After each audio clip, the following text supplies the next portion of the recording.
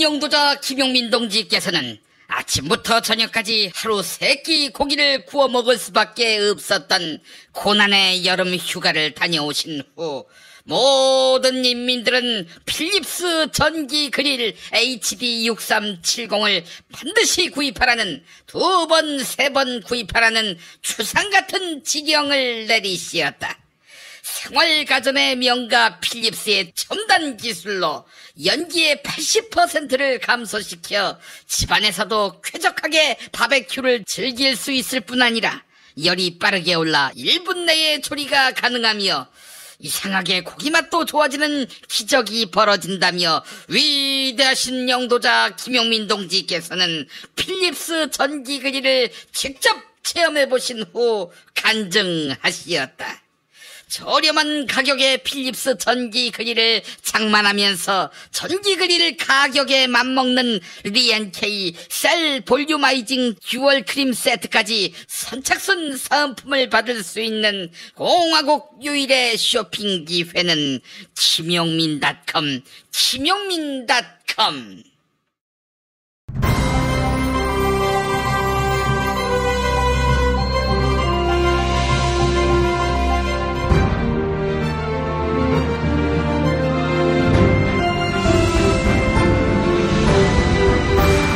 2018년 8월 13일 월요일 김용민 브리핑 2부입니다.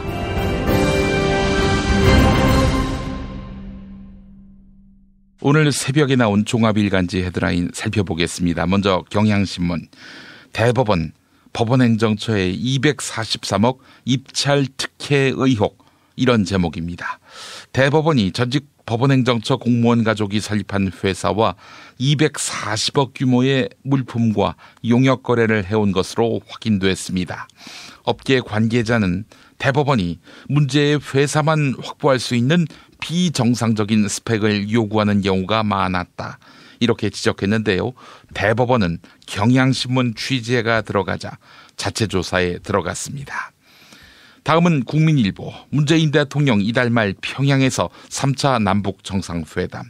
서울신문, 남북정상 이르면 이달 말 평양회담 이유력. 한겨레, 남북정상 이르면 8월 말 평양회담 이유력, 이렇게 제목을 달았습니다. 문재인 대통령이 이달 말 평양을 방문해 김정은 조선 국무위원장과 3차 남북정상회담을 가질 것으로 보입니다. 남북 양측은 오늘 고위급 회담에서 방북 날짜와 수행단 규모를 최종 확정할 예정입니다.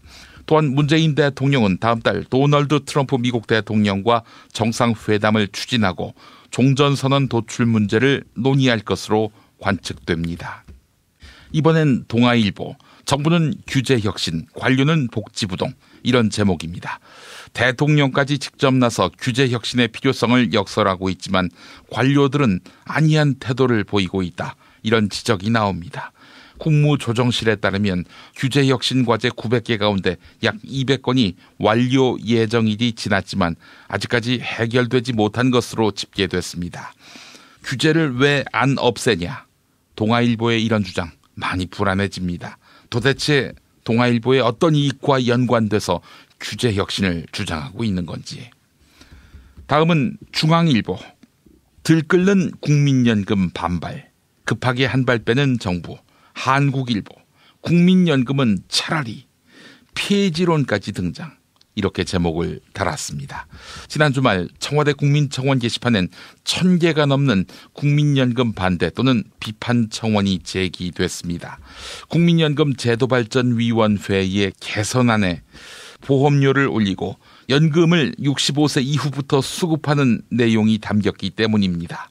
이에 박능후 보건복지부 장관은 위원회의 자문안으로 논의되는 일부 안일 뿐 정부안으로 확정된 것은 아니다, 이렇게 진화에 나섰습니다. 이번엔 세계일보, 무너지는 자영업, IMF 이후 최악, 이런 제목입니다. 지난해 자영업 폐업률이 90%에 육박했습니다.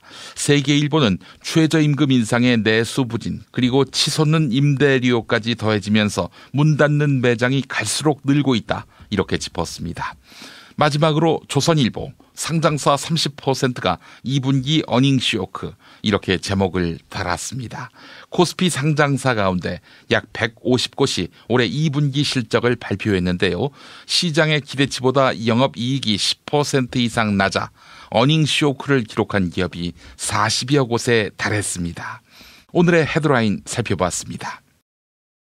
올해는 책의 해라고 하지요. 오는 9월 수원 행공동이 책 놀이터로 변신합니다. 전국의 지역 출판사들이 만든 맛깔난 책들이 한자리에 모이고 어린이 책 난장, 누구나 책방, 북 아트마켓에서 나만의 힙한 아이템을 찾을 수 있는 곳. 온 나라 지역 책들의 한마당 2018 수원 한국지역 도서전이 9월 6일 행공광장에서 시작됩니다. 책과 함께 놀아볼까요? 이 캠페인은 사람이 반가운 도시 휴먼시티 수원과 함께합니다. 운전자를 위한 꿀팁 7,000원 운전자 보험 카페. 알고 계세요? 교통사고가 나면 형사합의금, 벌금, 변호사 비용 이거 자동차 보험에서는 보장 못해요. 운전자 상해까지도 책임져드리는 7,000원 운전자 보험 카페. 버스, 택시, 트럭 등 영업용 차량 운전자를 위한 12,500원 운전자 보험 카페도 있습니다. 실손, 부모님 건강, 자녀 보험도 안내해드립니다. 02849-9730 연중무휴라 언제든 02849-9730.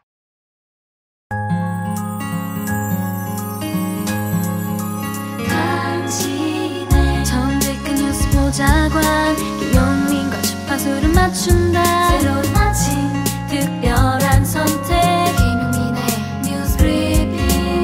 김용민의 뉴스 브리핑. 2014년 당시 새누리당 홍일표 의원은 상고법원 설치와 관련된 법원조직법 개정안을 대표 발의한 바 있습니다. 홍일표 의원은 대법원의 사건 적체 현상이 심각하다 이렇게 밝히며 상고법원 설치의 필요성을 강조했는데요. 2015년 연합뉴스 TV 고성국의 담담 타타에 출연한 홍일표 의원 발언 들어보시죠. 그런데 대법관 14분이 2명은 이제 대법원장과 행정처장이기 때문에 네. 재판에 관여 안 하고 네. 이러다 보니까 12분이 이제 이걸 재판하는데 1년에 한 사람이 3,000건을 재판해야 된다. 아하. 이거는 그 대법원에 올라오는 사회적으로 중요한 영향력이 있는 사건에 대해서 충분히 심리할 시간이 부족하고 네. 또 많은 사건들이 당사자들에게 시간도 오래 걸릴 뿐만 아니라 나중에 판결 보면 이유도 없이 그냥 네. 기각한다. 이런 것들이 많아서. 보통 대법원 가면 예. 2, 3년 걸리는 게 보통이잖아요. 예. 불만이 많기 때문에 이렇게 해서는 대법원 기능이 있을 수가 없다. 예. 그래서 대법원에 오는 사건 중에 그 개인 간의 권리 분쟁과 관련된 이런 대부분의 네. 사건을 상고법원이라는 별도의 법원을 둬서 거기서 처리하게 하고 예. 대법원은 그중에서 사회적으로 의미가 큰 또는 헌법적인 쟁점이나 법률적 판례가 변경해야 될 이런 네. 사건, 전원합의체를 해야 될 사건, 이런 사건만 골라서 재판할 수 있도록 하자. 예. 이런 취지에서 이제 다른 나라 상고법원을 대법원 경우에는 만든 1년에 몇 건 정도를 처리합니까? 미국의 연방대법원 같은 경우는 거기도 뭐 한 이제 8,000건이 접수가 되는데 예. 상고 허가제에서 다 재판을 안 하고 아하. 100건도 안 하면 한 90여 건 아. 이렇게 재판을 한다고 그 정도를 합니다. 이제 대법관들이 정말 심층 그 심리를 해서 그렇죠. 어떤 판결이 나오면 이게 전체적으로 다른 법 체계에도 영향을 주는 이제 중요한 판례가 된다 이런 말씀이죠. 예. 그런데 양승태 대법원이 홍일표 의원의 정치자금법 위반 사건에 대한 수사 방어 전략을 직접 검토한 것으로 확인됐습니다. 2016년 당시 홍일표 의원은 정치 후원금 계좌를 통하지 않고 한 중소기업인으로부터 불법 정치자금을 수수한 혐의로 검찰에 고발된 상태였는데요. 당시 임종원 법원행정처 차장의 지시로 대법원 양형위원회 소속 판사가 홍일표 의원의 재판 대응 전략을 짠 것으로 드러났습니다. 문건엔 입금된 돈이 사무실 비용으로 쓰였다면 홍일표 의원에게 불리할 수 있다. 의원실 직원들이 주고받은 돈으로 보일 수 있도록 한다. 이런 내용이 담겼는데요. 최종 방안은 홍일표 의원실 직원이 개인적 계약을 맺었을 뿐 홍일표 의원은 몰랐다고 대응한다. 이렇게 결론 내렸습니다. 검찰 수사에 대한 변론 포인트를 대신 짚어주고 무죄를 받을 수 있는 방법까지 검토했던 것입니다. 검찰은 지난해 3월 홍일표 의원을 불구속 기소했고 1심 선고는 오는 목요일로 잡혔습니다. 목요일 주목해 보겠습니다. 무죄가 나올지. 한겨레 보도였습니다. 송인배 청와대 비서관은 드루킹 김동원 씨에게 김경수 경남도지사를 소개해 준 것으로 알려졌는데요. 또한 드루킹 측으로부터 간담회 사례비 명목으로 200만 원을 받았다는 의혹을 받고 있는데요. 송인배 비서관이 어제 특검에 참고인 신분으로 출석했습니다. 특검 사무실에 출석하던 송인배 비서관과 취재진의 일문일답 들어보시죠. 저는 오늘 참고인 자격으로 특검에서 조사를 요청해 와서 오늘 이렇게 출석을 하게 됐습니다. 있는 그대로 사실 그대로 조사에 성실하게 임하고 구체적인 내용은 이제 조사가 진행이 될 거니까 조사가 진행된 이후에 알려드리고 또 특검에서도 내용을 여러분들께 말씀을 드릴 겁니다. 고맙습니다. 측에서 받은 200만 원은 다른 목적이 있었습니까? 잘 갔다 와서 이야기 드리겠습니다. 한편 드루킹 김동원 씨의 진술이 오락가락하고 있는 것으로 알려졌습니다. 김동원 씨는 김경수 지사가 댓글 조작 프로그램 킹크랩의 시연회를 보고 경력금 명목으로 100만 원을 주었다. 이렇게 진술한 바 있는데요. 이러한 내용의 기존 진술을 지난 금요일 김경수 지사와의 대질 신문에서 번복한 것입니다. 드루킹 김 씨의 진술 번복으로 킹크랩 시연회 자체의 신빙성이 의심받을 수 있다. 이런 지적이 나오는데요. 허익범 특별검사팀은 이르면 내일 김경수 지사에 대한 구속영장을 청구할 방침인데요. 드루킹 김 씨의 진술 번복으로 특검팀의 고민이 깊어지고 있습니다. 한겨레와 한국일보 보도 소개해드렸습니다. 문재인 대통령의 지지율은 2달 동안 지속적으로 하락해 최근 58%까지 내려앉았습니다. 그런데 지난주 금요일 한국갤럽이 발표한 여론조사에 따르면 자유한국당의 지지율은 11%였습니다. 문재인 대통령과 더불어민주당의 지지율이 빠지는데도 한국당의 지지율은 3주째 1%포인트도 반등하지 못하고 있는 것입니다. 이를 두고 자유한국당 관계자는 경제로 말하자면 장기 불황 상태다. 이렇게 진단했습니다. 한국당이 반사 이익을 전혀 누리지 못한 이유는 중도층을 잡지 못하고 있기 때문이다. 이런 분석이 나오고 있는데요. 문재인 대통령의 지지율이 20%포인트 넘게 하락한 사이 진보 성향의 지지층은 정의당으로, 중도층은 무당층으로 이동한 것입니다. 중앙일보는 한국당의 유력 차기 주자가 없다는 점도 악재로 작용했다. 이렇게 지적했습니다. 이상은 중앙일보 보도였습니다. 지난 토요일 부산에서는 더불어민주당 당대표 최고위원 후보 합동연설회가 열렸습니다. 당대표 후보들과 최고위원 후보들은 표심 경쟁을 벌였는데요.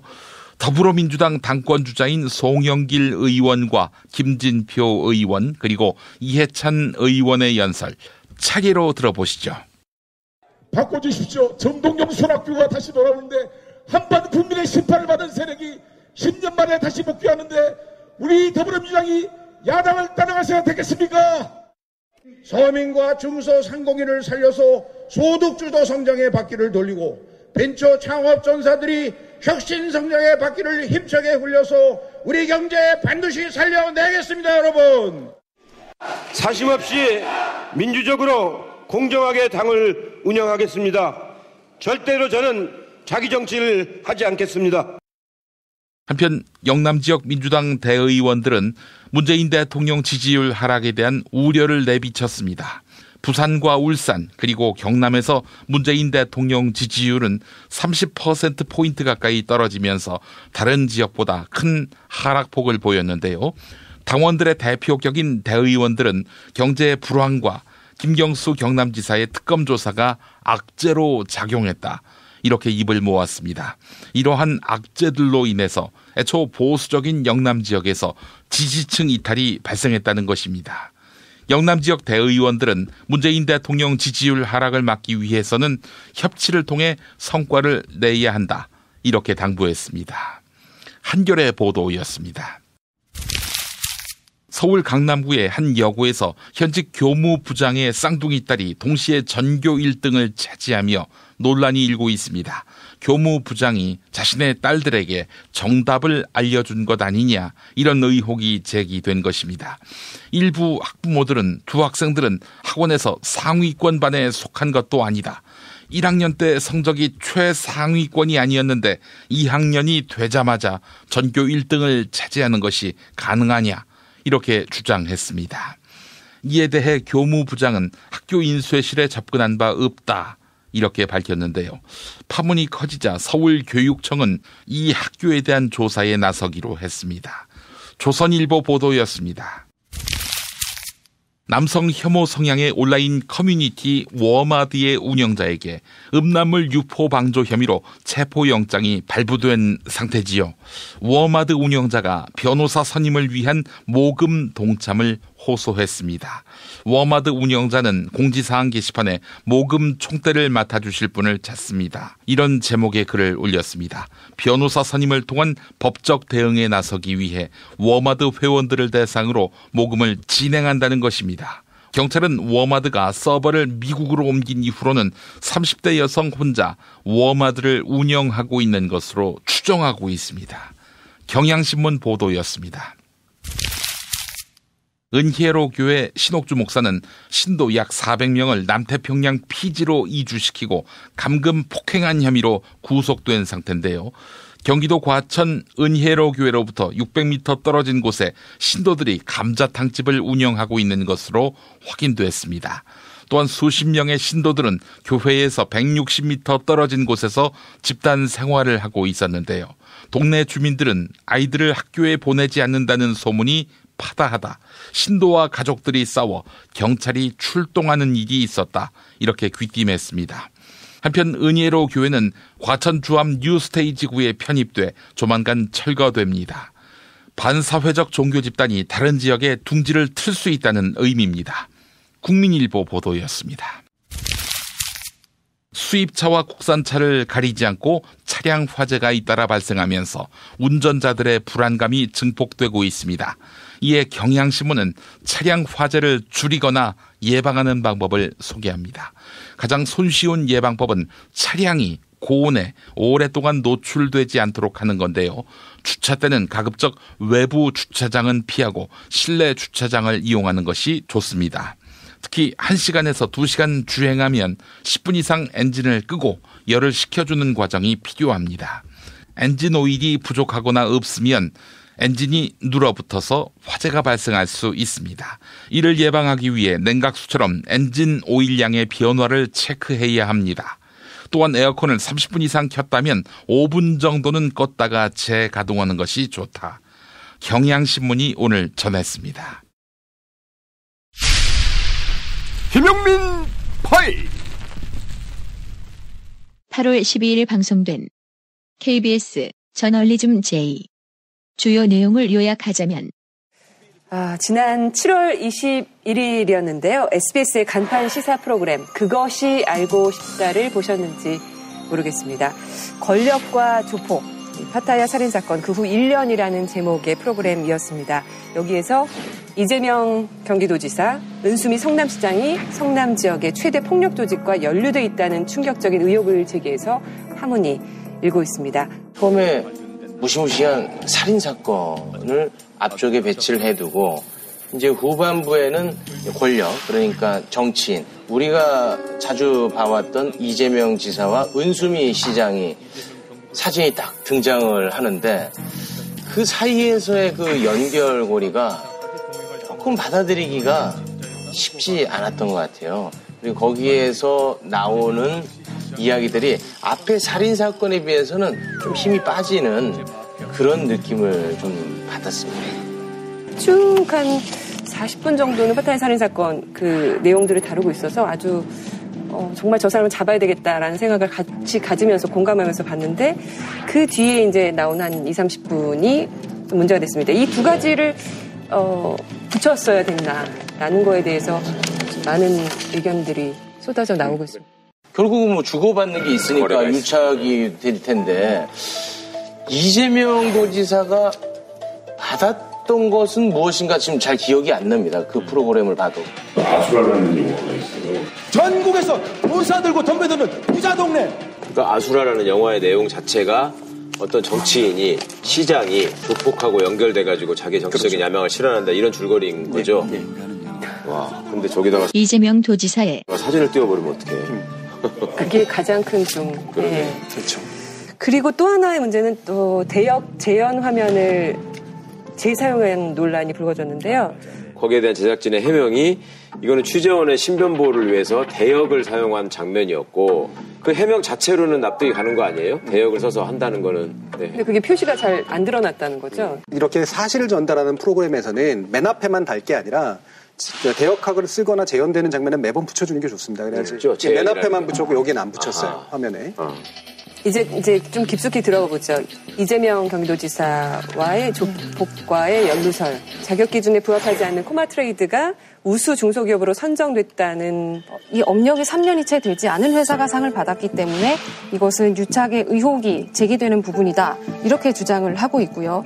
이에 맞서서 이제 이 지사 측은 이 코마트레이드라는 회사는 2015년에 설립이 된 게 맞지만 이 대표인 이모 대표가 이미 2012년부터 이제 상호도 유사한 코마라는 회사를 설립을 했고 그렇기 때문에 이 코마라는 회사의 업력과 코마트레이드라는 회사의 업력을 합해보면 3년 이상이 된다. 그 공공기관에서 어떤 상을 줄 때 사실은 이 형식적인 요건을 지나치게 엄격하게 따져가지고 사람들의 불만을 사는 경우가 많거든요. 근데 이거를 갖다가 그대로 인정을 하려면 예를 들면 코마하고 코마트레이드가 똑같은 일을 하는 회사다라는 걸 입증을 했어야 되고 그다음에 이걸 선정하는 과정에서 일체의 부조리가 없이 공정한 심사를 통해서 선정했다라는 부분들도 확인이 됐어야 되고 그러니까 그런 부분은 충분히 의문을 제기하고 확인을 해야 될 필요가 있겠습니다만은 이 부분 때문에 이제 이것이 조폭의 어떤 그 다른 범죄하고 연결되는 것이냐 이거는 또 다른 문제로 이제 다 봐야 될 일인 것 같고요. 그것이 하고 싶다 해서 이재명 지사가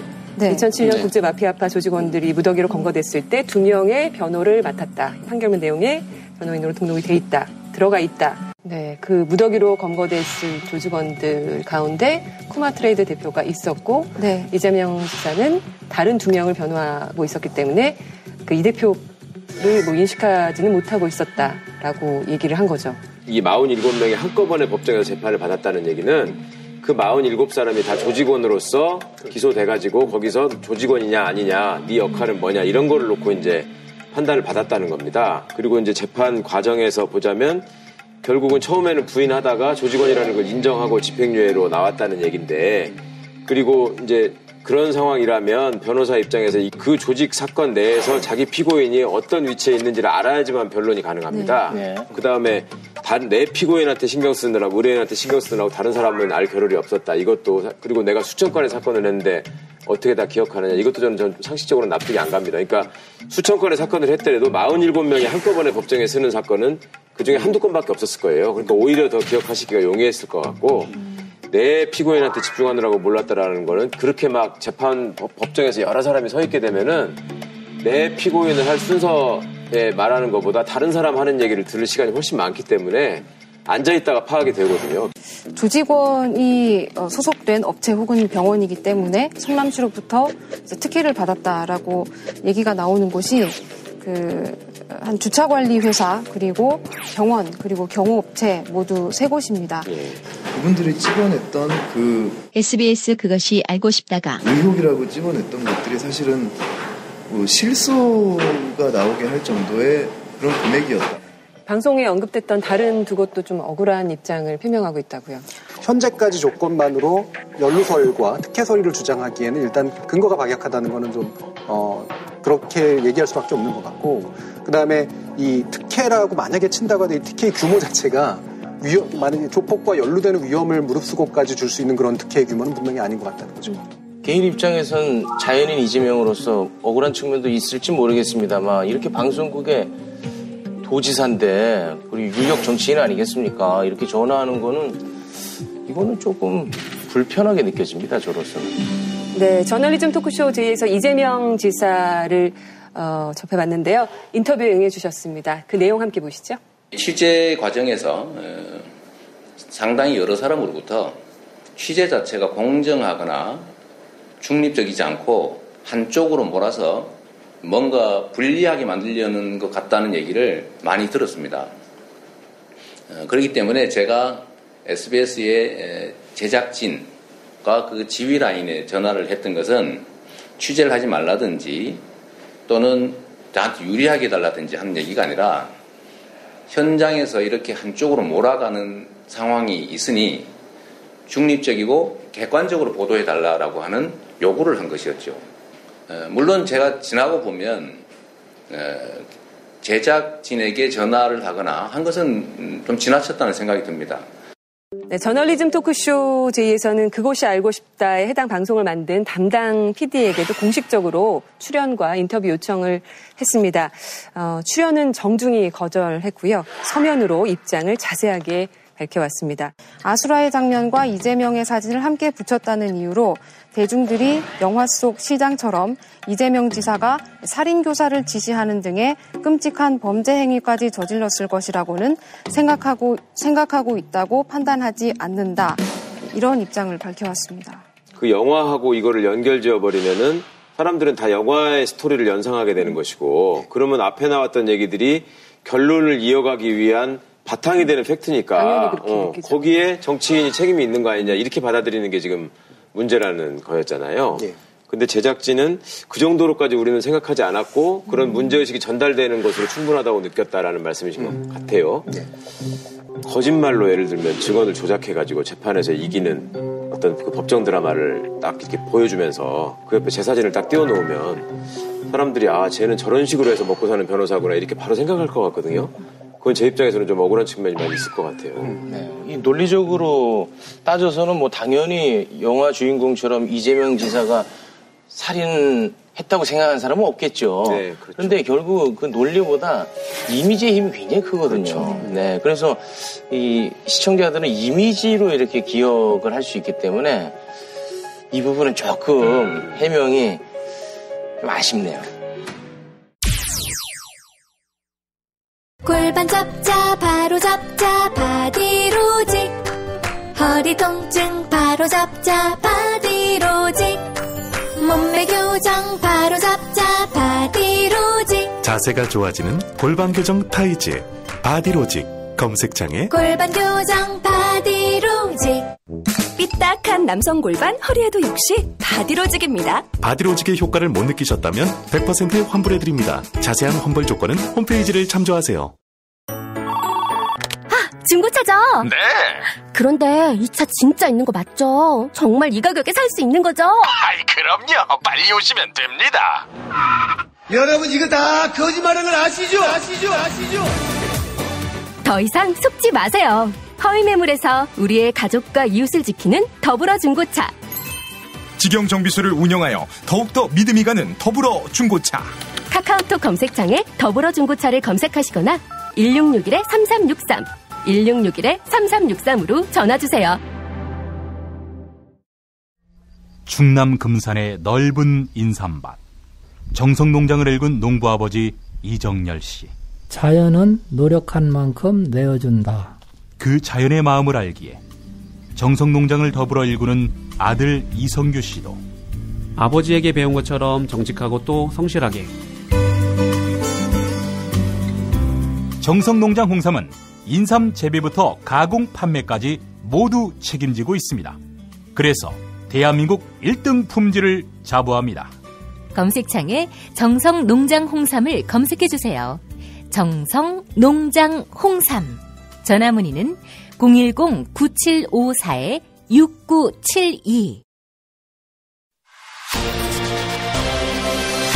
답은 이미 정해져 있으니 너는 대답만 해라고 하는 답정모. 아닌데.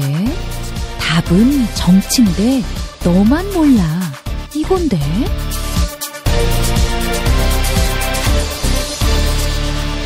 국민보좌관 김성회의 답정너.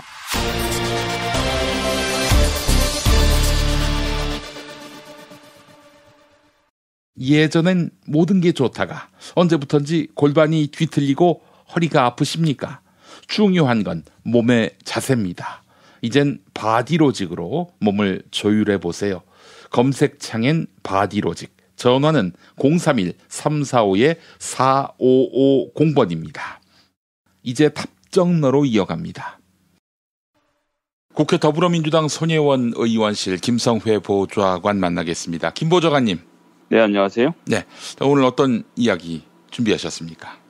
예, 이제 25일에 당대표 선거가 있으니까 한 2주 정도 남았죠. 중반전을 향해 치닫고 있어서 네. 당대표 선거 상황도 좀 말씀드리고 당원 이런 무엇인지에 대해서도 같이 한번 좀 의견 나누고 싶어서 주제를 골라봤습니다. 대작 판세는 지금까지는 1강 2중 구도로 1강은 이해찬, 2중은 송영길, 김진표 이런 구도였는데 어떻게 좀 판세 변화가 있습니까? 뭐 일단 1강 2중이라고 언론들이 분석을 하고 있고요. 특히나 이제 계속 나오는 여론조사 결과들을 보면 이해찬 후보가 다른 두 후보에 비해서는 뭐 1.5배에서 2배 정도 앞서고 있는 것이 사실입니다. 그래서 그런 상황 속에서 놓고 보면 1강 2중이라는 보도가 맞겠지 싶은 생각이 들고요. 그런데 이제 이것을 쪼개봐야 하는 것이 우선 아시겠지만 투표는 지금 안에 내용들이 좀 자세하게 보면 많이 다르죠. 일단 대의원이 있고요. 네.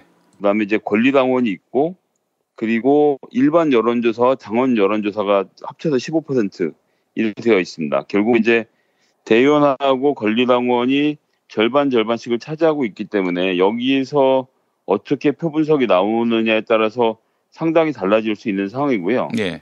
근데 이제 대의원 명단은 선거 후보 본부가 아니면 알 수가 없습니다. 그리고 선거 후보 본부에서도 특히나 대의원 명부를 밖으로 유출했을 때는 뭐 이거는 요즘은 보시면 알겠지만 검찰 수사받거든요. 그렇죠. 예. 당원 명단 가지고 뭔가 장난을 치거나 외부로 유출시켰을 경우에는 검찰 수사를 받고 처벌을 받기 때문에 아주 엄격하게 관리를 하고 있죠. 그래서 여론조사 회사에서 제대로 된 대의원 명단을 갖고 있지 못합니다. 그렇기 때문에 대의원들의 표심이 어떻게 돼 있는지에 대해서는 사실은 정확히 나와 있는 게 없죠. 이것이 이제 가장 큰 특징이라고 할 수 있겠고요.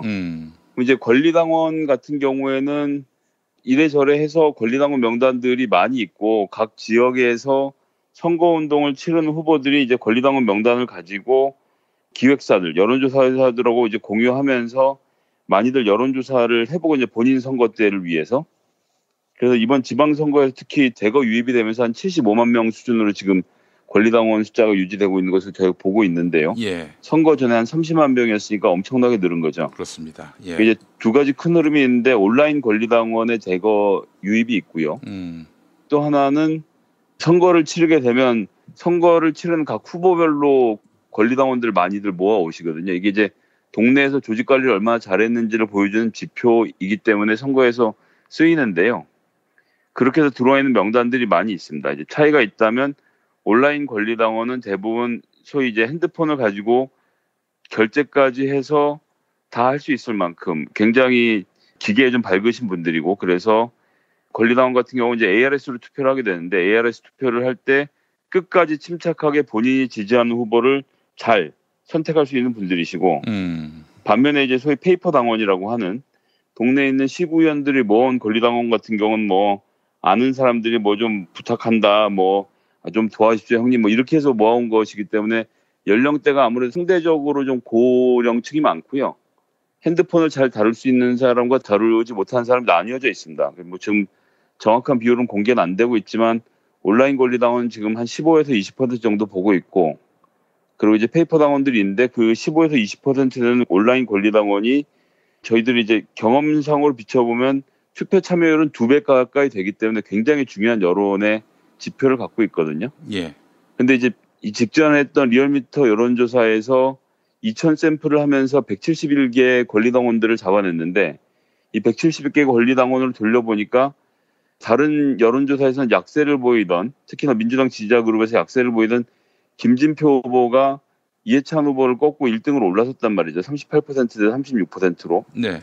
물론 숫자가 매우 적기 때문에 이것이 확정적이다 말할 수는 없지만 어쨌든 권리당원 사이에서 김진표 후보의 대약진은 기정사실인 것 같습니다. 예.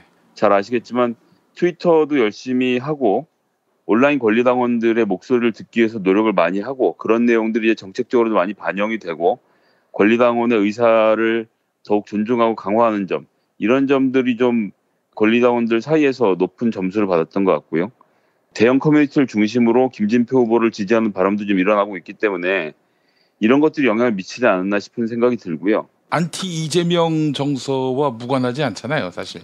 예, 그렇습니다. 뭐 이재명 정서도 그 한복판에 있고 송영길 후보 같은 경우는 검찰의 조사 결과 나오는 대로 처분하면 되겠다라는 입장이고 이해찬 후보 같은 경우에는 둘 다 당의 소중한 자산이고 당에서 함부로 결정할 수 있는 문제가 아니다. 당은 일단 지켜주고 그리고 검찰의 조사 결과 뭐 이런 중간의 과정들 지켜보면서 판단할 문제라고 좀 유보적인 입장을 취한 것이 이재명 지사를 두둔하는 것으로 좀 포장이 돼서 좀 여론이 악화된 측면이 있고요. 김진표 후보 같은 경우는 뭐 안 된다면 자진 탈당이든 뭐 출당이든 조치를 취해야 되지 않겠냐라고 하는 입장을 내면서 이제 지지도가 좀 바짝 오르고 있는 양상인데다가 최근에 뉴스에 나왔습니다만 삼철 회동 끝에 지지 후보를 정하지 않기로 했는데 온라인 권리당원들로부터 좀 많은 지지를 받고 있는 전해철 의원이 이제 김진표 의원에 대해서 사실상 지지 선언을 하면서 이것들이 또 이제 큰 바람을 타게 되지 않을까라고 좀 보고 있는 상황입니다. 권리당원은 그런데 대의원 표심은 어떻습니까? 그래서 이제 여기서 좀 하나 말씀드리고 싶은 것이 권리당원이 40%고 대의원이 45%거든요. 근데 권리당원은 70만 명이고 대의원은 17,000명 정도 되는 거죠. 근데 17,000명 중에서 25일에 있을 전당대회 현장에 올라오는 사람들, 뭐 경험적으로 봤을 때 12,000, 13,000명 정도가 될 것 같은데 이 사람들이 직접 투표하는 표심이 45% 그리고 권리당원 70만 명이 ARS를 하는 것이 40%에서 권리당원의 표심이 너무 작게 잡히는 것 아니냐라는 불만이 제기되고 있죠. 예. 그런데 이제 지난번에 이제 권리당원 50%랑 여론조사 50% 했을 때 권리당원하고 여론조사를 반반씩 잡는 것도 문제가 있지 않느냐는 얘기가 쭉 있었는데 이게 좀 변해온 과정을 놓고 보면 2012년 대선 때까지만 하더라도 문재인 캠프에 당 캠프하고 시민 캠프 두 개가 별도로 존재했거든요. 예. 그러니까 이제 정서상 노무현 문재인은 지지하지만 민주당하고 같이 할 생각은 없다라는 생각을 했던 분들이 많았는데 2012년 대선 치르고 나서 문재인 당대표 시절에 당대표를 흔드는 세력들을 보면서 시민사회가 이럴 게 아니라 그냥 다 민주당에 가입을 하자고 이제 입당 바람이 아주 거세게 일어났죠. 그때 최재성 사무총장이 잘 준비해서 온라인 권리당원 입당 제도를 만들고 이것이 또 효과를 봤던 것으로 저희가 지금 기억을 하고 있는데요. 예. 그러면서 시민사회라는 것이 따로 없이 전부 다 입당을 해서 지난번 대선 사실은 시민사회 캠프가 따로 없었습니다. 그럴 정도로 이제 당을 중심으로 돌아가기 때문에 권리당원들의 역할이 예전에 비해서 커진 것이 사실이고 거기에 대한 비율을 맞춰둬야 되는 것도 이제 현실이라고 봐야 되는데 하지만 또 당이라는 것은 공조직이고 크게 돌아가는 것이기 때문에 하나씩 천천히 단단하게 바꿔야 되는 게 있거든요. 그렇기 때문에 이번에 권리당원 비율을 상향 조정했고 뭐 각 후보들 간의 논의도 있고 앞으로는 아마 권리당원 비율이 지금보다 더 올라가지 않을까. 그런데 대의원을 무시할 수 없는 이유는 또 다른 데 있습니다. 왜냐하면 호남 지역 같은 경우는 권리당원 숫자가 굉장히 많거든요. 그리고 이제 서울에서 하고 있는 권리당원 같은 경우에도 많은 사람들이 호남 출신의 권리당원들이 있는 것이 사실입니다. 아직도 민주당 기본 뿌리가 호남에 있기 때문에 호남을 고향으로 한 서울에 사시는 분들이 정치를 많이 하고 있고 뭐 조선일보가 25개 구청 중에 19개 구청장이 호남 출신이라고 비아냥되는 기사를 다들 기억을 하실 텐데요. 국민들이 뽑은 것을 가지고 고향을 시비 삼는 것은 진짜 말 같지도 않은 기사지만 여하튼 호남세가 있다는 것은 사실이거든요. 그렇기 때문에 권리당원 중심으로 갔을 때는 호남의 민심이 과대표되는 경향이 있습니다. 온라인 권리당원의 입장에서 봤을 때는 권리당원의 권리가 강화되어야 한다고 생각하실 수 있지만 지금 경북 이런 데는 사실 권리당원 모집하기도 어렵고 당원 조직도 잘 없는 상태였는데 이번에 보시면 알겠지만 대구만 해도 50여 명 가까운 기초 광역 의원이 탄생을 했습니다. 이런 과정을 통해서 이제 이런 분들이 풀불처럼 움직여서 동네에서 권리당원들을 앞으로 모아오겠지만 지금까지 이게 부족한 게 사실이거든요. 그래서 이제 그런 부분을 전국적으로 균형을 맞추기 위해서 대의원 제도를 도입해 놓고 그래서 경북이나 경남이나 또는 전남이나 전북이 대의원 숫자로는 비등비등하기 때문에 이런 것들로 전국적인 의미를 담아낸다는 뜻에서 대의원들이 필요하다는 점이 또 현실적으로는 있거든요. 이런 점들이 함께 고려되어야 할 것이고요. 네. 그래서 이제 그렇게 놓고 봤을 때 대의원 같은 경우는 아무래도 조직적으로 많은 세력이 함께하고 있는 이해찬 후보가 좀 유리한 국면으로 보여집니다. 근데 이제 다른 조사는 다 나왔지만 대의원과 관련된 여론조사는 지금 공개된 것이 없고, 저희가 미루어 짐작컨대 캠프별로는 대의원 여론조사를 이미 다 돌려봤기 때문에 내부에서 판세 분석들은 하고 있을 겁니다. 그래서 이제 대의원 같은 경우는 호남 지역을 중심으로는 송영길 후보가 강점을 갖고 있을 것이고요. 그리고 그 외 지역에서는 이해찬 후보가 좀 상대적으로 나은 상황이었는데 경기 지역을 중심으로 해서 대의원들을 다수 확보하고 있는 대의원들은 사실 이제 지역위원장의 뜻과 같이 움직이는 경우가 많기 때문에 지역위원장에 어떻게 마음을 먹느냐가 되게 중요한데 전해철 의원이 지난번 경기도지사 선거 나왔을 때 90%에 가까운 민주당 도의원들의 지지를 받으면서 출발하지 않았었습니까? 예. 경기 지역의 대의원들이 대거 전해철 의원을 따라서 김진표 후보로 움직일 수 있다는 점을 고려하면 지금으로서는 확정적으로 말씀드릴 수는 없지만 여론조사에 보이는 것하고는 조금 결이 다른 결과들이 나올 수 있는 상황으로 봐야겠죠. 근데 이제 또 하나 재미있는 것은 여론조사를 돌려보면 20대, 30대 층에서 가장 높은 지지를 받고 있는 것이 이해찬 후보라는 점입니다. 그 얘기는 뭐냐 하면 세 후보 중에서 가장 개혁적 이미지를, 나이는 중간이긴 하지만 어쨌든 7선으로 해서 좀 고루한 이미지가 있다고 사람들이 생각하시는데 예상외로 개혁적인 이미지에 있어서는 이해찬 후보가 좀 강점을 갖고 있는 진보적인 정책 또 20년 집권론을 들고 나와서 열혈 민주당 지지자들로부터 좀 강한 지지를 받고 있고요. 김진표 후보는 조금 전에 말씀드린 대로 이제 권리당원으로 특정했을 경우에 상당히 높은 지지를 받고 있고 각종 온라인 커뮤니티에서도 지지가 높고요. 그리고 이제 중도층이나 약간 보수라고 본인을 생각하는 사람들 층에서 김진표 후보에 대한 지지도가 아주 높습니다. 그리고 송영길 후보 같은 경우는 권리당원 대의원 할 거 없이 호남 지역을 중심으로 해서 세를 많이 구축하고 있고 특이하게 그 노년층에서도 상당히 괜찮은 것 같아요. 그런 상태라서 시작할 땐 사실 1강 2약으로 봐도 무방한 상태였는데 지금은 그런 식으로 단순하게 판세를 분석하기 어려운 상태로 좀 온 것 같습니다. 민주당 지지율이 많이 빠지고 있어요. 누가 대표가 되더라도 이 지지율을 복원시키는 것. 그것이 결국 문재인 대통령 지지율을 다시 회복시키는 그 길 아니겠습니까? 그런 역할을 담당할 민주당 대표 누가 될지 이제 보름 남았습니다. 나이 말씀하셨는데 제가 봤을 때 세 분한테 좋은 얘기일 수도 있고 듣기 불편한 얘기일 수도 있는데 세 분 다 나이 차이가 없어 보여요. 아, 그런가요? 나이 차이가 없어 보여요. 누가 젊다, 누가 늙었다, 이런 생각이 안 들어요. 다 비슷합니다. 송영길 의원 같은 경우는 사실 젊은 나이라고 할 수는 없고 386 이후의 세대가 정치권으로 진입을 하지 못하는 현상이 좀 한 20년 가까이 지속이 되면서 아직도 개혁과 젊은 이미지를 386들이 갖고 있는데 사실 그런 점은 좀 고쳐졌어야 했죠. 이해찬 의원 같은 경우는 본인 재선 3선 할 때 386들 영입하고 본인 35살이 되고 40대, 30대 정치인들 영입시켰던 거 아닙니까? 그러면 사실 좀 아쉬운 점은 좀 계속 말씀드립니다만 386 의원들이 40대 때 의원이 됐을 때 아니면 지금이라도 마찬가지인데 다시 30대, 40대 정치인들을 좀 영입하는데 힘써줬어야 했는데 아직까지 좀 그런 모습이 안 보였던 것은 좀 아쉽고 그래서 이제 세대 교체라는 것이 인위적으로 어떤 수장의 나이가 바뀐다서 되는 문제가 아니라 그 그룹 내 젊은 사람들이 얼마나 더 활발하게 움직일 수 있는가를 놓고 봐야 하는 측면이 있는데요. 하여튼 그런 것들에 대해서 좀 여러 가지로 고려를 해주셨으면 좋겠고요. 여간에 이번 선거를 치르면서 제가 느끼는 가장 큰 특징 중에 하나는 온라인 커뮤니티, 온라인 권리당원, 그리고 권리당원의 힘이 예전에 비해서 비약적으로 강화됐고 이것이 실제 표심으로 움직이고 있다는 점. 그래서 각 후보 진영이 여기에 대해서 대책 마련을 하느라고 아주 고생들을 하고 있다는 점을 좀 특이하게 보고 있고요. 그렇기 때문에 이제 점점 더 목소리가 전해지는 구조가 된다고 봅니다. 그래서 저는 이건 좋은 형태의 발전이라고 보고 그래서 앞으로 이제 권리당원들의 권리를 어떻게 강화할 것인가에 대한 논의들도 많이 이루어지고 있는데요. 지금까지 좀 실질적이지 못했던 대책들이 강화될 수 있는 계기가 이번에 되는 것 같아서 기대가 큰 편입니다. 커뮤니티의 의견들에 과연 진정한 민주당 당원들의 뜻만 있는 것인가? 또 이렇게 의구심을 갖는 분도 있고요. 네네. 알겠습니다. 자, 다음 이야기는 또 뭐가 있습니까?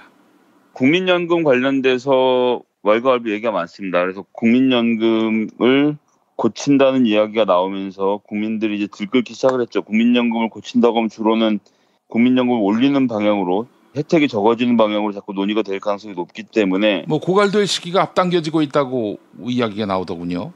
네, 그것부터 시작해서 뭐 더 많이 내야 되고 62세까지 내야 되고 뭐 상한선도 올리고 뭐 4% 정도 인상을 해야 되고 수령 시기를 늦추고 뭐 이런 얘기들이 나오면서 국민들의 분노가 폭발을 하고 있는데요. 여기서 좀 정확히 봐주셔야 되는 것은 국민연금에 대한 이야기는 지금 정해진 것이 없다. 정부안은 나온 것이 없습니다. 정부는 지금 각종 위원회에다가 한번 안을 만들어달라고 지금 제안을 해놓고 여론을 수렴하는 기간이고요. 그 여론을 수렴하는 과정에서 각 위원회가, 각 전문가들이 자기 입장을 내놓고 있는 상태인 겁니다. 그런데 이것이 이제 막 특종인 양 계속 지금 보도가 되는 것. 예를 들어서 조선일보는 국민연금 보험료 20년 만에 올린다. 뭐 이제 중앙일보는 국민연금 기금 57년이면 바닥. 보험료 조정 논의 서두를 때, 뭐 한국일보 국민연금 보험률 최소 4% 인상한 유력. 뭐 이제 이런 얘기들이 나오고 있는데 그 관련한 기사에는 이재용 이름은 거론 안 됩니까? 그 저기 국민연금 고갈시키는데 큰 일조를 했던 그런 분 아니겠습니까? 예, 국민연금을 갖고 이재용이 장난친 것은 이제 사법적 처벌을 전 앞으로 받을 것이라고 보고요. 뭐 그 얘기 잠깐 드리고 지나가면 정부가 삼성과 교류를 하는 과정에서 이것을 보면서 이재용의 판결에 영향을 미칠 거라고 생각하시는 분들이 계신데 저는 이게 정말 어이없다는 생각이 드는 게 네. 문재인 대통령은 삼권 분립을 지키는 대통령입니다. 법원행정처나 대법원장으로부터 무슨 보고를 받는 대통령이 아니기 때문에 경제적인 문제에 있어서 필요한 부분들을 삼성과 협의하는 것이고요. 그것은 그것이고 공정거래위원회나 법원이 삼성이 문제가 있다고 판단하면 각자 알아서 처벌하는 겁니다. 지금 뭐 박근혜 시절입니까? 법원이 대통령 눈치 보면서 판결한 시대가 아닌데 그런 이야기를 심지어 진보 진영에서까지 아무렇지도 않게 섞어 쓰는 것이 저는 정말 분노를 금할 수가 없고요. 우리나라는 삼권 분립의 국가입니다. 예. 지금 문재인 대통령이 인도에서 삼성을 만나고 뭐 또 김동연 부총리가 삼성을 만났다고 해서 법원 판결이 약해질 거라고 생각하시는 분들은 아직도 박근혜 시대를 살고 계신 분들이라는 말씀밖에 제가 드릴 것이 없고요. 그렇기 때문에 그 판결은 판결대로 우리가 지켜보아야 하는 문제다라는 말씀 먼저 드리고 예. 다시 원래 얘기로 돌아오면 근데 사실 이제 국민연금 어떻게든 손을 봐야 하는 건데 이재용에 대한 분명한 책임 추궁이 없이 이거 올려야 합니다라고 나온다면 국민들이 잘 설득이 안 될 것 같아요. 네, 뭐 그런 점이 당연히 있겠죠. 근데 원래 우리나라가 연금 제도를 도입하면서 전 세계 모든 연금은 대부분은 적립식보다는 부가식으로 해서 올해 우리가 낸 돈으로 지금 노인들에게 연금을 주는 형태로 하는데 네. 우리나라는 처음에 연금 도입하는 과정에서 반발을 고려해서 당신이 지금 돈 내시면 이 돈 30년 쟁여놨다가 30년 있다 드릴게요로 선전을 하면서 지금 여러 가지 문제가 불거져 있는 겁니다. 대표적인 것이 중앙일보의 기금 57년이면 바닥. 57년 동안 인구 프로젝션이 안 돼요. 57년 이후에 어떻게 세상이 돌아갈지를 어떻게 안다는 얘기입니까? 지금이 2018년 아닙니까? 1961년에 국민연금이 이렇게 될 거라고 예상을 지금 한다는 얘기입니까? 2018년에 국민연금이 어떻게 될 거라는 예상을 1961년에 할 수 있었을까요? 그게 57년 전 얘기인데. 그러네요. 불가능한 얘기입니다. 예. 이건 그냥 이론적인 얘기를 갖고 팔아먹는 얘기입니다. 연금이 이렇게 되고 저렇게 되고는 한 세대가 지나가면 알 수 없게 되고요. 한 세대가 지나가면 연금이라든지 법감정이 다 달라지기 마련입니다. 지금 저렇게 생각하시면 80년대가 뭐예요? 2000년대 초반까지만 해도 교사가 애들 때렸지 않습니까?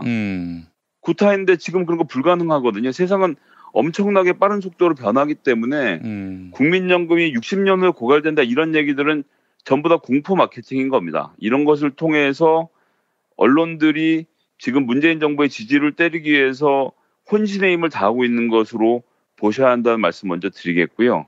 그리고 연금은 지금 적립식에서 부가식으로 바꾸는 문제, 즉 현재 있는 기금을 계속 쌓아둘 것이 아니라 기금대로 풀면서 계속 앞으로 들어오는 기금도 계속 쓰는 형태도 저희가 고민을 해봐야 하고 연금을 그냥 주식 투자에만 계속 잡아두면 지금 이런 식으로 나가면 20년 안에 연금이 3,000조가 넘는다라는 연구 결과도 있거든요. 그러니까 계속 적립만 해갖고 문제가 해결되지 않는다는 겁니다. 그렇기 때문에 이 문제에 대해서는 여러 가지 틀에서 논의를 해야 되고 다양한 논의를 촉발시켜 놓아야 하는데 이런 논의를 하는 중간 과정에서 정부라면 당연히 다양한 논의를 수렴해서 결정을 해야 하기 때문에 이런저런 논의를 이런저런 곳에 다 시켜놓은 것이거든요.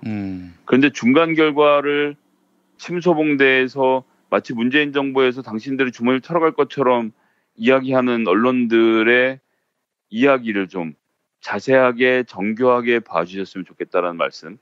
정부안은 아직 나오지 않았고요. 10월 말에 국회에 제출할 계획이기 때문에 그 중간에 여러 가지 여론 수렴 과정이 앞으로 더 있을 겁니다. 그런 과정에서 국민 여러분들께 생각하시는 것이 있으면 의견을 보태해 주시면 되고 또 그러고 나서도 그게 국회에 넘어가면 지난번 공무원 연금 때도 그랬지만 국회에서도 또 한참 논의를 하게 됩니다. 그렇기 때문에 행정부와 입법부가 별도로 존재하는 것이고요. 그런 과정을 통해서 국민들 모두가 납득할 수 있는 안으로 조정되도록 최선의 노력을 다할 것이기 때문에 지금 이야기가 나온 것만 가지고 문재인 정부를 비판하거나 욕하는 기보다는 국민연금에 무슨 문제가 있고 어떻게 하면 나아질까에 대해서 함께 좀 고민해 주시는 풍토를 만들어 주셨으면 좋겠고 자꾸 옳은데는 얘기만 하는 언론들은 언론 나름대로의 속셈이 있다는 점을 꼭 좀 같이 봐주셨으면 하는 바람을 전해드리겠습니다. 예, 알겠습니다. 김성회 보좌관님 오늘 말씀 잘 들었습니다. 네, 감사합니다. 우토로 마을에는 태평양 전쟁 당시 군 비행장 건설을 위해 강제 동원된 조선인들의 아픈 역사가 있습니다. 우토로 평화기념관 건립을 위해 당신의 참여가 필요합니다. 기억할게 우토로 캠페인 아름다운 재단. 남자를 위한 보양식의 끝판왕이 나왔습니다. 지친 남자를 깨우는 놀라운 힘, 궁금한 남자. 여보. 궁금한 남자. 네이버에서 궁금한 남자를 검색하세요. 1833-6654. 탈모인가 예비 탈모 여러분, 저희 제품 꼭 쓰세요. 그 고통을 알기에 최대한 싸게 팝니다. 이제 탈모약 써도 괜찮다고요? 같이 쓰면 부작용 없이 2배 효과입니다. 이미 모발이식 했다고요? 그럼 더 싸게 오래 유지해야죠. 아직 젊고 두피도 반짝거리지 않는다면 100% 뿌리 깊은 샴푸 두피 영양제 1566-7871. 판촉물이나 단체 선물이 필요할 때 이왕이면 우리 편 회사 네피아를 찾아주세요. 인터넷 검색창에 네피아를 치시거나 032-519-4800으로 전화주시면 친절하게 상담해드립니다. 그런데 상품은 뭔가요? 네피아를 가서 고르세요. 3만 가지가 넘는 물품이 있어요. 다이어트를 위한 꿀팁. 동결건조 채소와 곡물, 단백질, 그리고 효소와 비타민, 미네랄로 만든 다이어트 전용 그린 스무디로 하루 한두 끼만 바꿔 드세요. 비타샵에서 만나요.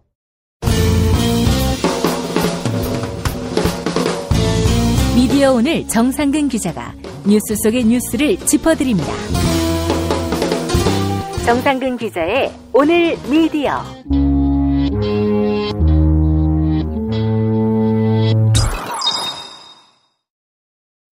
탈모는 막아주고 빠진 머리는 다시 나게 하는 18,000원짜리 뿌리 깊은 샴푸 두피 영양제. 돈 많이 들고 효과 없다고 포기하신 분들 딱 한 달만 뿌려보시기 바랍니다. 효과 없다면 환불된다고 하네요. 네, 전화는 1566-7871번입니다. 오늘 미디어로 이어갑니다. 정상근 기자 함께하겠습니다. 정 기자님. 네, 안녕하십니까. 네, 오늘 어떤 얘기 해볼까요? 네, 오늘 간단하게 이 얘기를 안 하고 넘어갈 수가 없을 것 같습니다. 조선일보가 엊그제 정정보도문을 하나 냈는데요. 정정보도를 낸 대상은 지난 7월 21일자 이혜운이라는 기사가 쓴 노동자 대변한다면서 아내 운전기사는 웬일인가요? 라는 기사였습니다. 이혜운, 네. 맞습니다. 이혜운 기자인데요. 네. 조선일보는 이 기사가 오보라고 이제 스스로 인정을 한 것이죠. 정정보도의 내용을 일단 간단하게 읽어드리겠습니다. Y, 그러니까 이 Y는 이혜운이 쓴 칼럼이 담긴 섹션 이름이에요. 그러니까 토요일 날만 나오는 A 섹션 말고 B 섹션의 제목이 이 Y입니다. 어쨌든 다시 돌아가서요. 네. Y는 여름철 정기 휴관 직전 호인 7월 21일자 B2면에서 일단으로 노동자 대변한다면서 아내의 운전기사는 웬일인가요? 제아의 기사를 썼습니다. 노회찬 정의당 원내대표의 불법 정치자금 수수를 비판하면서 아내의 전용 운전기사까지 둔 원내대표의 당을 노동의 희망, 시민의 꿈이라고 볼 수 있을까 하는 의문을 담은 내용이었습니다.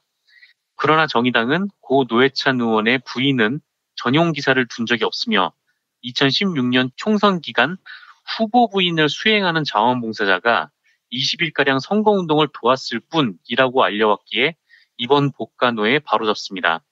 사실을 오인해 고인과 유족 그리고 독자 여러분께 상처를 드린 점 사과드립니다. 네, 이렇게 사과문을 썼습니다. 제가 보니까 이 사과문에는 몇 가지 특징이 있는데요. 첫 번째는 Y는 여름철 정기휴관 직전 호인이라는 표현, 그리고 이번 복간호에 바로잡습니다라는 표현이 좀 눈에 띄더라고요. 아, 그러니까 이제 한동안 사과를 안 한 이유가 그 사이에 이 섹션, 그러니까 애초에 노회찬 의원을 말도 안 되는 논리로 공격했던 이 칼럼이 실렸던 섹션이 쉬는 기간이어서 사실은 당장 사과해도 했을 일인데 시간이 지나서 사과하게 됐다라는 걸 얘기하는 거 아니겠어요? 맞습니다. 김종철 정의당 원내대표 비서실장이 이 기사가 나온 직후에 이 이해운 기자하고 통화를 했어요. 그리고 이 기사가 잘못된 것이다 라고 알려줬죠. 예. 그런데 조선일보는 한 2주 정도 뒤에 정정 보도를 한 거죠. 그러니까 이 시간이 굉장히 좀 오래 걸린 건데 그러니까 얘네가 하는 말은 우리는 좀 더 일찍 하려고 했는데 뭐 우리가 휴가였어. 그래서 이번에 휴가 다녀와서 정정 보도 내는 거야. 뭐 이런 표현으로 볼 수 있을 것 같습니다. 사실 이게 좀 웃긴 게 예. 사람을 때려놓고 이게 휴가가 있다고 경찰이 안 잡아가진 않지 않습니까? 굳이 지네 휴가 일정에 맞춰서 2주나 시간을 늘려야 했는지 그게 일단 좀 황당하죠. 네. 두 번째 좀 주목되는 표현이 있었는데 일단이란 표현이 있더라고요. 일단, 예. 예, 그러니까 일단이라고 하면 신문을 보실 때 이 왼쪽에서부터 쭉 가로로 읽기 시작하셔서 이 아래쪽 방향으로 쭉 읽다가 이 아래쪽이 끝나면 다시 오른쪽으로 가서 다시 또 밑으로 쭉 읽어나가시지 않습니까? 그렇죠. 예. 이 세로의 그 한 줄을 신문에서는 일단이라고 해요. 그러니까 일단이라고 하면 이 한 줄로만 쭉 서진 기사고요. 보통 아주 짧은 단신이 쓰여집니다. 그리고 2단 하면은 그 줄이 2줄짜리니까 1단보다는 좀 긴 기사가 되겠죠. 예. 근데 저는 이 정정 보도를 지금까지 쭉 보면서 뭐 이거를 1단이다, 2단이다 뭐 이렇게 쓴 거를 제가 처음 봐서 좀 이게 눈에 좀 띄었습니다. 그러니까 아마 조선일보는 이 사과문을 내면서 좀 어떤 생각을 했는지 유추를 하면, 그러니까 사람들이 정정 보도문이 굉장히 작지 않습니까? 그래서 조선일보는 저런 기사를 써놓고 고작 이 정도로 작게 정정 보도를 하냐, 뭐 이렇게 화를 낼까봐. 그래서 이 정정 보도문 배치를 이 이해운 기사가 있던 자리, 그러니까 Y 섹션 2면에 1단으로 넣고 정정 보도에서도 1단이라는 표현을 굳이 넣은 것 같습니다. 그러니까 뭐냐면 우리는 오보를 했지만 딱 오보한 그 자리에 그 크기만큼 정정 보도를 넣었다, 뭐 이런 말을 하고 싶었던 것 같아요. 예. 그러니까 이 두 가지를 좀 종합해 보면 제가 봤을 때는 조선일보가 이 노회찬 원내대표의 사후에 쏟아졌던 엄청난 비난에 대해서 쫄지 않았나라는 생각이 좀 들더라고요.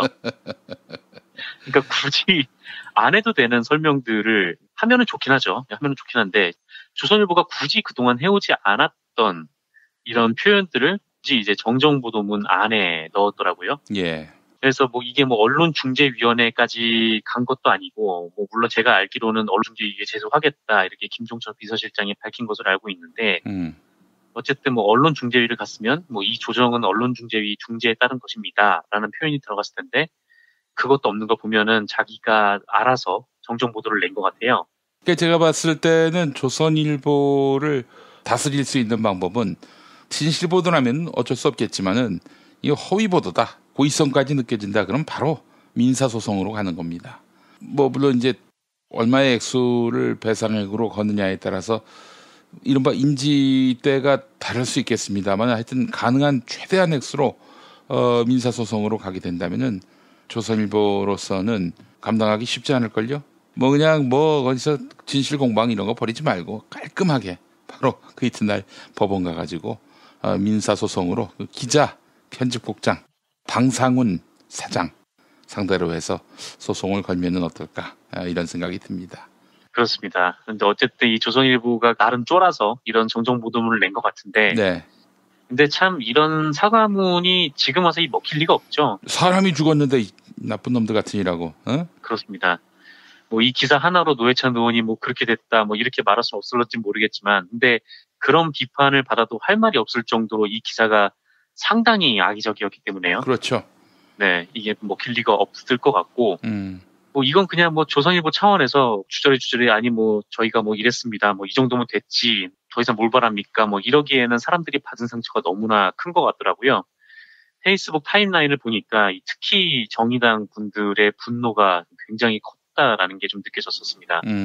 근데 저도 참 어지간해서는 기자사회도 거의 뭐 독재사회나 마찬가지여서 이 기자들보다는 데스크의 책임을 좀 더 무겁게 보는 쪽이긴 한데 근데 이번 건 같은 경우에는 정말 그 이혜훈 씨가 직접 나와서 사과를 해야 되지 않을까 아니면 데스크 누가 시켰다 뭐 이런 말을 해야 되지 않을까라는 생각이 들 정도로 데스크가 시켰다면?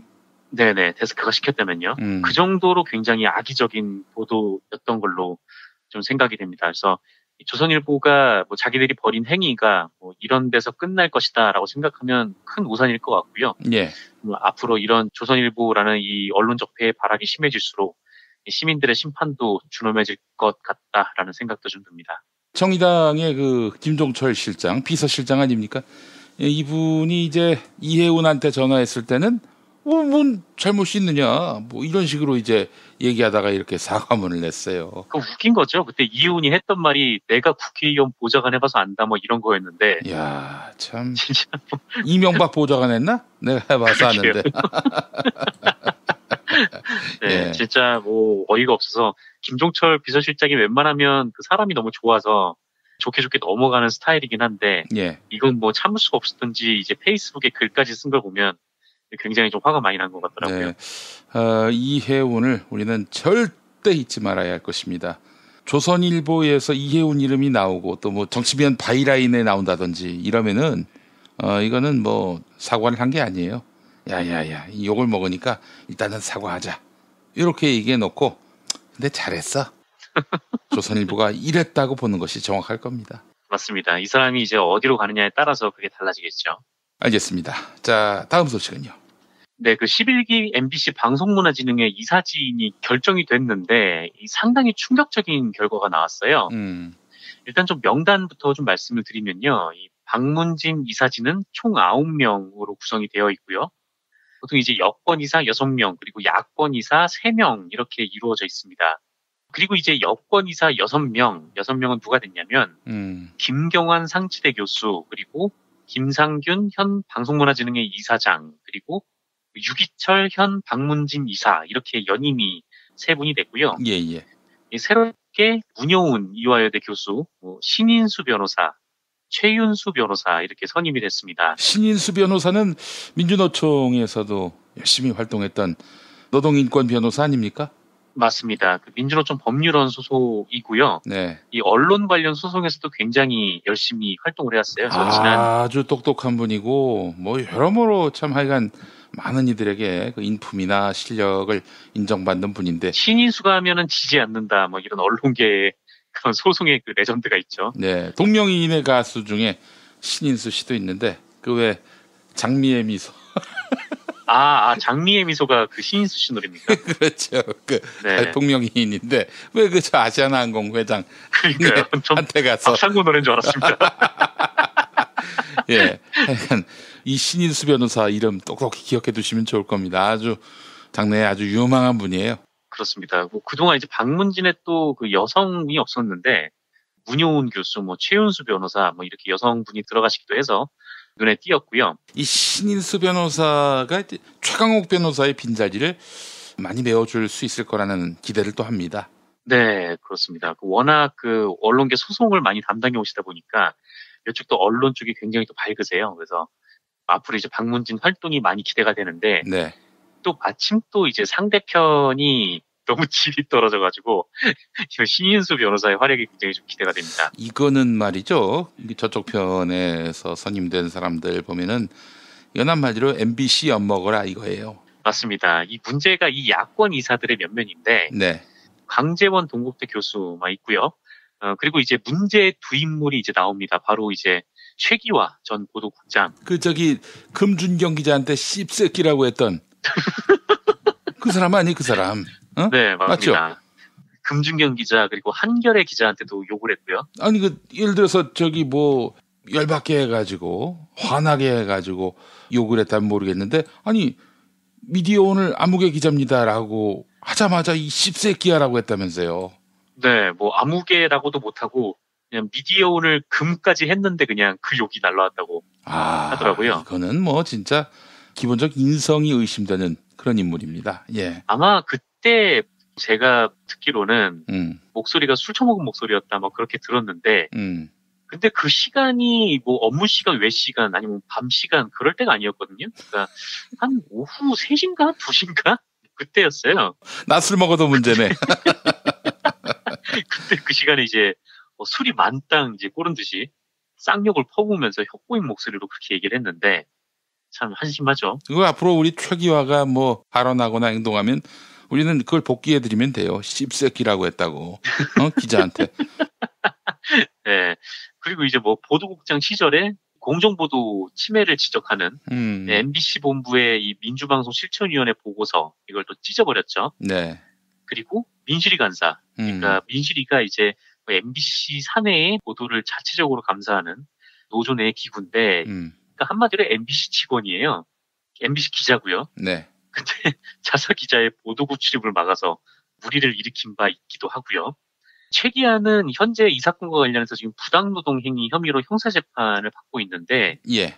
범법자가 될 가능성이 있는 사람을 지금 방통위가 박문진 이사 자리에 앉힌 거죠. 그리고 이제 최기화 말고 또 한 명이 더 있는데 김도인 전 편성제작국장입니다. 이분도 그 MBC를 말아먹은 몇 대 축 중에 하나 아닙니까? 네. 최기화에 만만치 않은데요. 지난 2017년에 대통령 탄핵 다큐멘터리를 실무진에서 만들려고 했는데 이거를 불방시키는 것을 넘어서 담당 PD를 제작 업무에서 쫓아내버렸어요. 뭐 그런 의혹을 받고 있는 사람입니다. 예. 그리고 국가정보원이 작성한 MBC 장악 문건 있지 않습니까? 네.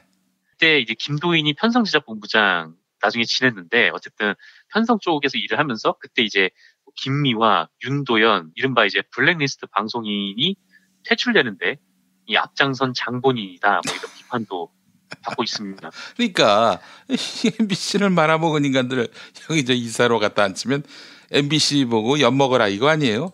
네, 완전히 지금 엿먹으라고 지금 보낸 건데. 예. 그럼 대체 궁금한 거는 아니 이 사람들이 대체 어떻게 박문진 이사가 됐을까? 좀 이 부분이 가장 궁금하죠. 예. 근데 이 언론노조 MBC 본부가 주장하는 게 있는데 이 주장에 따르면 최기화 김도인을 박문진 이사로 꽂은 사람이 다름 아닌 김성태다라는 얘기를 했어요. 김성태.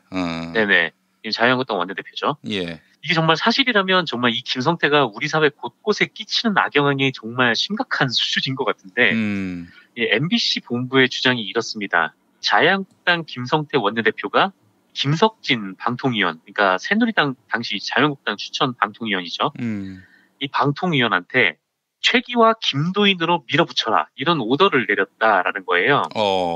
그리고 이제 방통위에서 김석진 상임위원이 실제로 저 두 사람을 그 야권 추천의 몫으로 강하게 밀어붙였다라는 거죠. 네. 그러면은 뭐 김석진 상임위원은 이 자유한국당 출신으로 이제 한 명이 들어가 있는 거니까 그러면 이 방송통신위원회가 이거를 좀 막았어야 하는 거 아닌가라는 좀 생각이 들더라고요. 예. 물론 이제 방통위가 이 합의제 기구여가지고 누구 하나가 이제 뻗치고 하면은 뭐 안건이 통과가 안 되는 뭐 그런 상황이 있다고 하는데. 예. 문제는 지난 정부에서는 안 그랬거든요. 그러니까 뭐 야당 의원들이 막 퇴장하고 여당 의원들끼리 표결하고 막 그런 일이 정말 다반사였는데 네.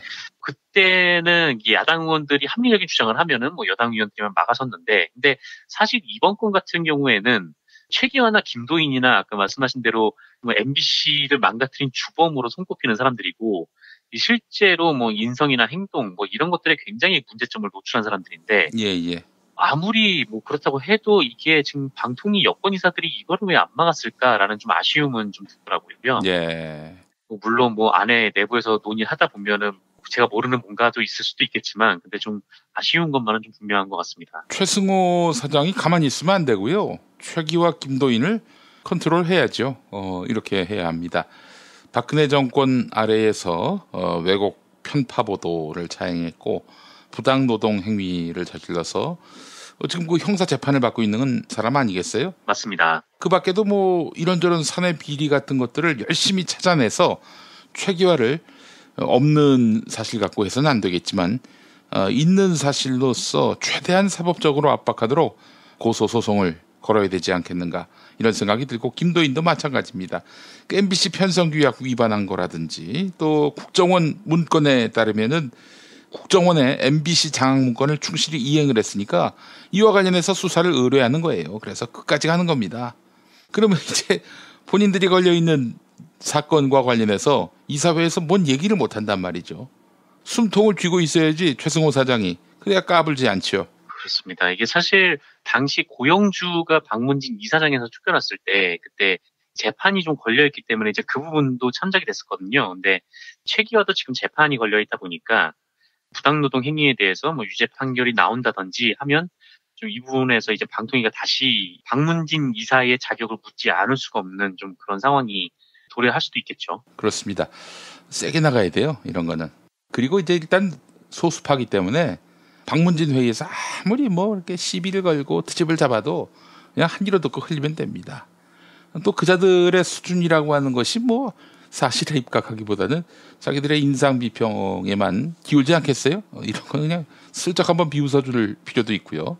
그냥 이래야 되는 거예요. 저 최승호 사장이 최기와 김도인 많이 컸다. 요 표정, 요 표정으로 회의에 임하면은 그럼 됩니다. 예, 맞습니다. 뭐 그래도 아마 이 두 사람이 아마 껌껌이 계속 발목을 잡으려고 할 거예요. 어떻게든 이 자유한국당에는 존재감을 보여야 되기 때문에 뭐 어떻게 해보려고 막 노력을 할 텐데. 그러니까 그렇게 한번 건건이 시비 걸면은 건마다 소송을 걸면 됩니다. 그래서 정신없이 피곤하게 만들어야 돼요. 이러지 않고서는 저 친구들 난장이 될 수가 있어요. 박문진 회의가. 그렇습니다. 최승호 사장의 아주 강력한 대응이 필요하다. 이런 생각도 들고. 야, 참 하여간 김성태. 예. 먹태의 이은. 네. 그렇군요. 김성태입니다. 예. 자, 정상근 기자님 수고하셨습니다. 네, 고맙습니다.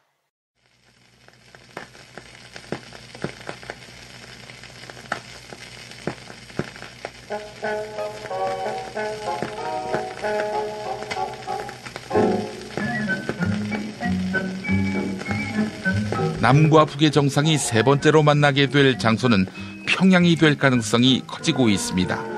어제 청와대에서 이를 시사하는 발언이 나왔는데 8월 말이나 9월 초가 될 가능성도 점쳐지고 있습니다. 평양에도 사람이 살고 그들의 삶은 우리의 일상과 다르지 않다. 이런 취지에서 나온 노래가 있습니다. 평양에 가보세요. 윤민석 씨가 만든 노래인데요. 듣고 오겠습니다.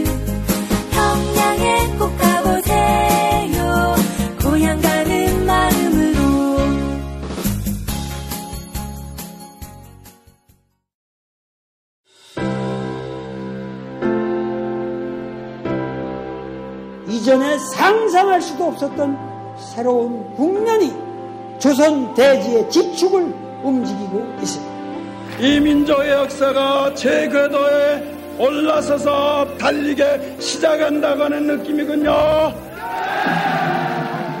문익환이 가르쳤고 도울이 배웠던 학교, 한신대학교 신학대학원. 꿈을 현실로 살아간 선구자를 양성하는 한신신학은 촛불혁명과 한반도 종전선언 이후의 세상을 준비하고 있습니다. 한신신학을 통해 세계의 신학을 깊이 연구하고 더 나아가 시대의 예언자의 길을 걷고자 하는 모든 분들을 환영합니다. 이 새 시대는 문익환 씨의 힘으로 열리는 것이 아니라 바로 여기 모인 여러분들의 힘으로 열리는 거예요. 한신대학교 신학대학원 홈페이지나 02-2125-0108로 문의하실 수 있습니다.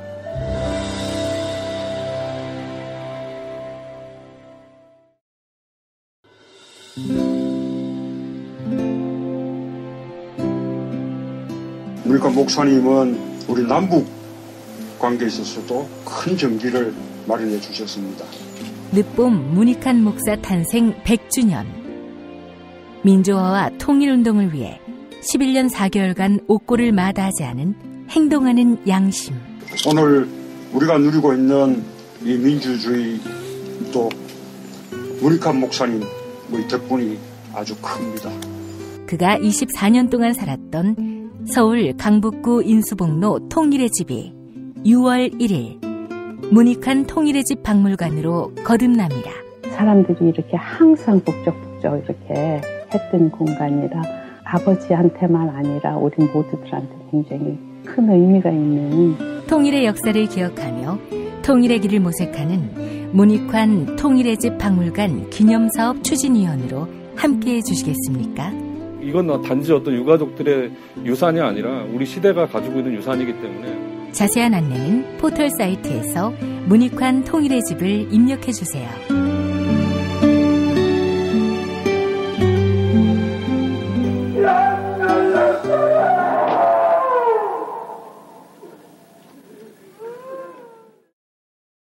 탄핵 때문에 뭐 이야기를 전달을 하려고 해도 길을 막고 듣지를 않아요. 회족 수준으로 쪼그라든 한국 보수. 회생의 길은 과연 있을까?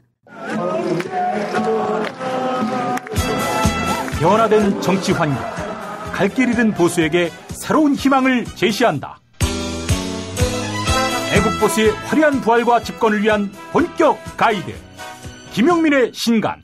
보수를 지켜라. 진중권도 투표하는 보수 정당. 광주에서도 일당이 될 수 있는 보수 정당. 젊은이들의 입당이 줄을 잇는 보수 정당. 언제까지 민주당 정의당을 부러워만 할 것인가? 부러우면 진다니까? 자유한국당 당원 김용민이 쓴 보수를 지켜라. 이김에서 나왔습니다. 김용민.com 자유 게시판에 올라온 사연 일부 만나보겠습니다. 흑천사우님, 이완배 기자님의 말씀을 들으면 공감하고 연대하고픈 마음이 마구 샘솟습니다. 라고 하셨고요. 풍남님, 가짜뉴스에 현혹되지 말아야 합니다. 사법부 적폐를 빨리 청산하고 언론계 적폐 청산도 얼른 마무리해야 합니다. 라고 해주셨습니다. 2018년 8월 13일 월요일 김용민 브리핑 모두 마치겠습니다.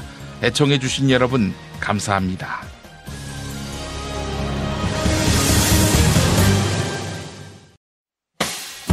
김용민 브리핑과 함께한 시간 어떠셨어요? 다음 시간에도 보다 바르고 알차며 즐거운 정보로 여러분을 찾아가겠습니다. 팟캐스트 포털 팟빵에서 다운로드하기, 구독하기, 별점 주기, 댓글 달기로 응원해주세요. 잊지 마세요. 다운로드하기, 구독하기, 별점 주기, 댓글 달기.